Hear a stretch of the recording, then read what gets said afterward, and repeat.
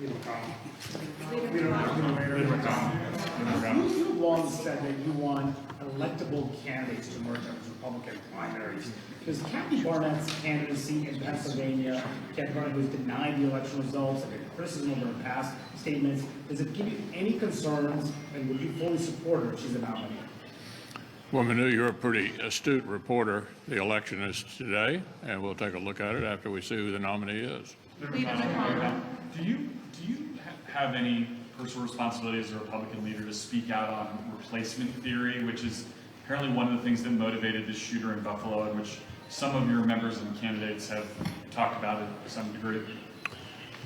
Well, certainly the episode, this horrible episode in Buffalo, is the result of a completely deranged young man who ought to suffer the severest possible penalty under the law.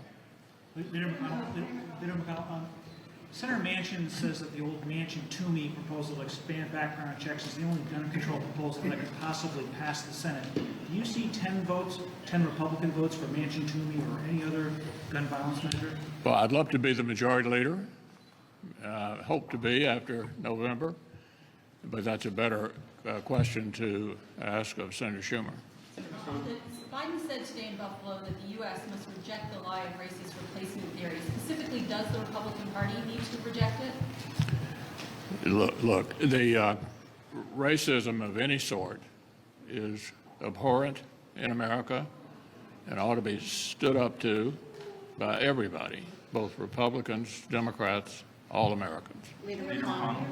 Yeah. Is it your belief that Democrats are seeking amnesty for undocumented immigrants for the purpose of influencing and changing the electorate and giving themselves a political advantage? What I'm disturbed about with regard to the southern border is the relative openness of it.